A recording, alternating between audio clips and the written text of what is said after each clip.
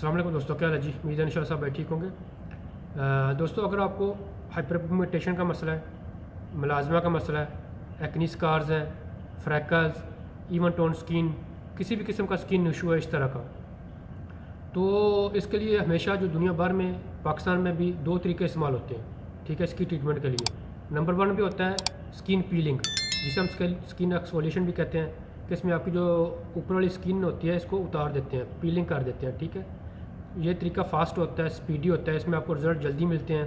लेकिन इसका एक इशू होता है कि इसमें आपको साइड इफ़ेक्ट्स के चांसेस ज़्यादा होते हैं, ठीक है। स्किन बर्निंग के चांसेस ज़्यादा होते हैं, रेडनेस, इरिटेशन, इस तरह के इशू ज़्यादा होते हैं, और लोग गलत इस्तेमाल करते हैं तो फिर इस तरह के स्किन के इशू ज़्यादा बनते हैं, ठीक है। दूसरा तरीका होता है कि आपको विदाउट रिज़ल्ट मिले, विदाउट एक्सफोलिएशन, विदाउट पीलिंग, ठीक है। ये थोड़ा तरीका लंबा होता है, इसमें क्रीम जो होती है आपको ज़्यादा देर इस्तेमाल करनी पड़ती है, इसके साइड इफ़ेक्ट्स के चांसेस मिनिमम होते हैं, ठीक है।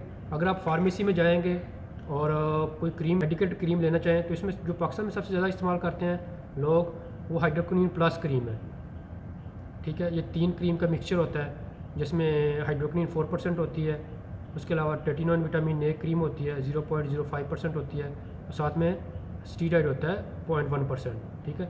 इसका जो एक्शन होता है वो बहुत स्पीडी होता है।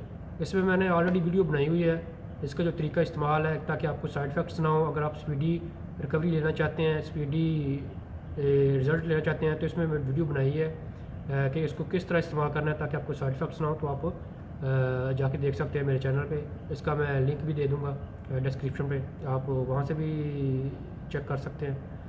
आज मैं बात करूँगा कि विदाउट पीलिंग, विदाउट एक्सफोलिएशन, ये थोड़ा लंबा तरीका होता है, इसमें आपको सब्र से क्रीम लगानी पड़ती है, लेकिन आपको रिज़ल्ट मिलता है और साइड इफ़ेक्ट्स मिनिमम होते हैं। इसमें फार्मेसी की बात करें, फार्मेसी जो क्रीम होती है, मेडिकेटेड क्रीम, वो होती है सबसे ज़्यादा जो इस्तेमाल होती है वो होती है हाइड्रोक्विनोन, 4% में आती है और 2% में आती है। इसका जो फार्मूला होता है उसको कहते हैं हाइड्रोक्विनोन, ठीक है। ये काम कैसे करता है कि जब भी आपकी जो सन रेज़ हैं या आपके जिस्म में जो पिगमेंट बनने का अमल होता है, मेलानोसाइट्स मेलानिन में बनते हैं, जिसकी वजह से ब्राउन स्पॉट्स, एक्नी स्कार्स या फिर हाइपरपिगमेंटेशन होती है, ये उसके अमल को रोकता है। ये एंजाइम जो होता है टायरोसिनोज, उसको रोकता है, वो आपके पिगमेंट्स को ज़्यादा बनाता है, तो ये उसको ब्लॉक करता है, जिसकी वजह से आप में पिगमेंट बनने का अमल कम होता है, रुक जाता है। अब इसको लगाने का तरीका क्या होता है, ठीक है। इसमें 2% भी आती है, जो स्किन सेंसिटिव स्किन वाले में 2% इस्तेमाल कर सकते हैं, बॉडी प्राइवेट पार्ट्स पे भी इस्तेमाल कर सकते हैं, ठीक है। जिन लोगों की स्किन बहुत सेंसिटिव होती है वो 2% इस्तेमाल करें, जो नॉर्मल कम्बिनेशन स्किन होती है वो आप 4% भी इस्तेमाल कर सकते हैं। लेकिन लगाने से पहले हमेशा आप स्किन टेस्ट किया करें। कोई भी आपने क्रीम लगानी है, वाइटनिंग क्रीम, तो आप स्किन टेस्ट यहाँ पे किया करें, 24 आवर के लिए उसको छोड़ दें। अगर तो माइल्ड रेडनेस होती है, ठीक है, एलर्जी नहीं होती, तो आप क्रीम को लगा सकते हैं, कंटिन्यूसली इस्तेमाल कर सकते हैं, आपको कोई इशू नहीं होगा। लेकिन यहाँ पे अगर आपको एलर्जी हो गई है, आपको सेंसिटिविटी हो गई है, आपको रेडनेस हो गई है, तो आप क्रीम ना लगाएं, बेहतर है अपना चेहरा ख़राब करने के बजाय इधर से आप इसको स्किप कर दें। लगाने का तरीका ये है कि कोई भी अच्छा सा फेस वाश ले लें, ठीक है, वो आप अपनी मर्ज़ी का ले लें। मैं तो आपको रिकमेंड करूँगा कि आप एक्नीज़ का कोई ले लें। एक्नीज़ का ये मेडिकल होता है, एक्नीज़ क्रीमी वाश आता है, एक्नीज़ विटामिन वाश आता है, एक्नीज़ फेयरनेस वाश आता है, आप वो ले लें, आपको अच्छी रेंज में मिल जाता है 700-800 में।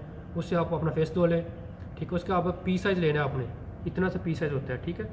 आपने इसको अपने टारगेट एरिया पे लगाना है, या फिर आप फुल फेस पे भी लगा सकते हैं, ताकि आपको इवन टोन मिल जाए, ठीक है। आप इसको लगा के पूरी रात इसको लगा रहने दें।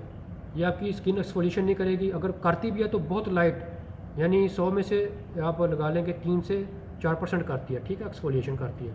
तो आप इसको लगा लें, पूरा रात लगी रहने दें, सुबह में इसको धो लें फेस वाश से। उसके बाद आप कोई भी मॉइस्चराइज़र लगा लें अपनी स्किन के हिसाब से, कोशिश करें कोई फ्रेगरेंस फ्री हो आपको मिल जाए तो वो लगा लें। उसके ऊपर आपने सन स्क्रीन लाजमी लगानी है। कोई भी वाइटनिंग ट्रीटमेंट कर रहे हैं आप, कोई चाहे एक्सफोलिएशन है, नॉन एक्सफोलिएशन है, सन रेज़ आपकी स्किन को सबसे बड़ा मसला होता है हाइपरपिगमेंटेशन का, मलाजमा का, तो आपने सन स्क्रीन लाजमी लगानी है, ठीक है।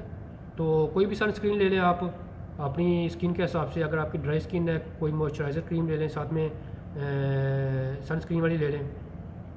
और अगर आपकी ऑयली स्किन है तो कोई ऑयल फ्री ले लें, वो आप कोई भी ले सकते हैं, आप दराज से ले लें, किसी फार्मेसी से ले लें, कोई भी ले लें, ठीक है।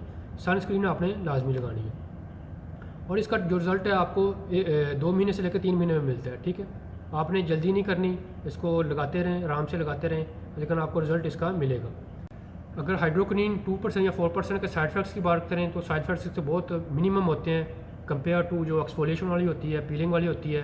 ठीक है, तो आप इसको इस्तेमाल कर सकते हैं आराम से, लेकिन इसका रिज़ल्ट जो है वो आहिस्ता आहिस्ता मिलता है। आपने सब्र से लगाना है, इसको रिज़ल्ट मिलता है। ठीक है, बस एहतियात आपने करनी है कि सन स्क्रीन आपने लाजमी लगानी है, बस यही इसकी एहतियात होती है। ठीक है, अगर आपको किसी और मेडिसिन के बारे में इंफॉर्मेशन चाहिए तो आप कमेंट में पूछ सकते हैं। अगर आपको थोड़ी भी इंफॉर्मेशन मिली हो तो सपोर्ट के लिए चैनल सब्सक्राइब कर दें। वीडियो पाने का शुक्रिया।